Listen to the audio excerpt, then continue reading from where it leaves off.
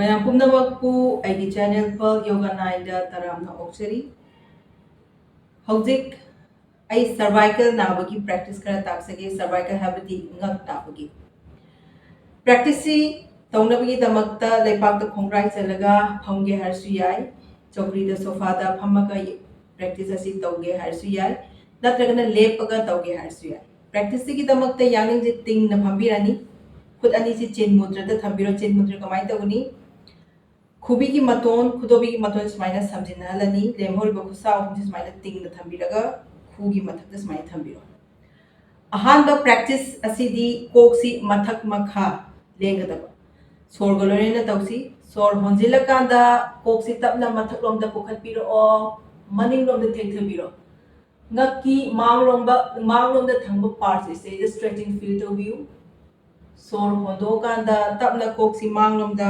lukthabiro ngamagadi khadangji thabakta smai thingbigadaba sor honjilakanda kok mathak maninglomda thekthabiro sor hondo kanda koksi manglomda thekthabiro khadang thabakta kanaguma khara ngaksi yamna nare haiba taragadi kokse manglomda lukthabirakanu smaina sor honjilakanda kok mathakta pubirani maninglomda thekthabiro होंदोकंदा centre फाबदा सोर होंजिलकंदा मथक अमदी मनिंगोंदा थेक्थबिरनी सोर होंदोकंदा centre सिगिजी round अहुम दगिना मंगा फाबा तौबिया अनि सुबा practice असिना कोक्सी राइट लेफ्ट हबदी येट ओइदा लेथोगदबा अहामदा सोर होंजिलनी सोर होंदोकंदा साइड अमदा हेता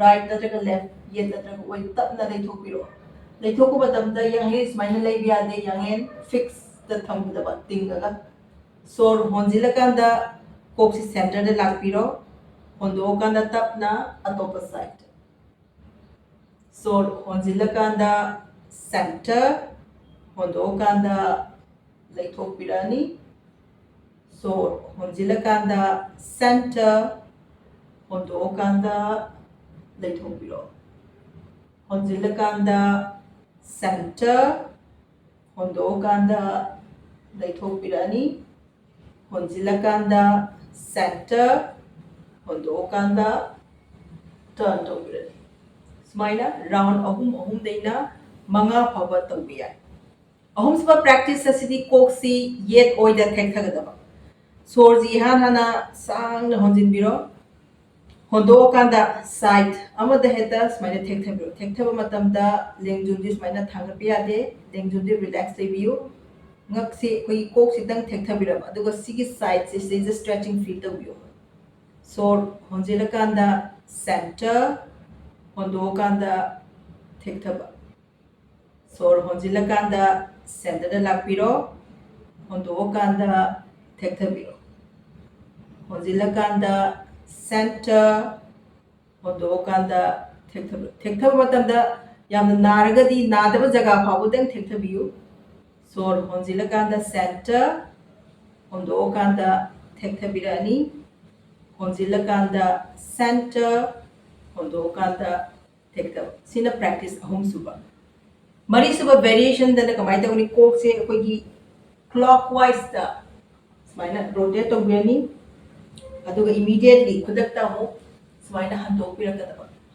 दु कनागुमा खरा कोई वर्टिगो लेबा कोक ngawba मी गैदी सी तौबिगनु अदुगा ट्राई तौगे हाइबा तारगदी मिट पांगथोगा तौरा येंबियु नत्रगा मिट बिसिलगा अदो इसागी नुंगाइबा पोजीशन दो अदुदा दुम तौबियु अदुगा माने लुकथाबदा नाव कांगुदी सेमी सर्कल सेमगदबा तो अहानबदा कमाइना नॉर्मली तौगदगे हम तो ताक्सगे अहानबदा कोक्सिस माने लुकथाबिरानी खदांजिना थबादा थेंबिरानी अदुगा क्लॉकवाइज दा ये लोमदिक्स माने तपना नॉर्मल ब्रीदिंग दा तुम तौसिको नॉर्मल ब्रीदिंग दा राउंड अमा तपना उंबिरो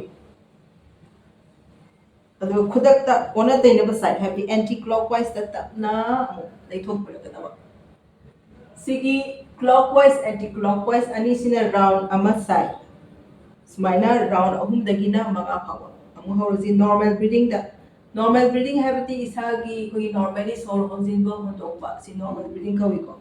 Si dum tawbiro. Duga mo khudak ta handokpiro. Stage da koi round ani sure. Smaina round ahum dagina manga phawga tawbi. Aduga mangda lukthabada koi koksing mangda smaina lukthabada nabdo. Adugina semi circle. Circle je tangkhai habdi right lom dagi ye lom dagi tangkhai maning lom da smaina pubirani. Oi phawga mamang da lukthabidaba. Oi lom dagi amuk ye lom da. Sina round ama sare ko. Ani suba round oi lom da mutap na lakpiro. Dagi ye lom da. Round ani suba. Smaina round ahum dagi na manga phawga tawbi ai. Practicing asi nongmada yaragadi anirak tawbiyu ayuk ama nungdang oiram ama. Sigi practicing asi ngak nabada natana thyroid issue yamna phai.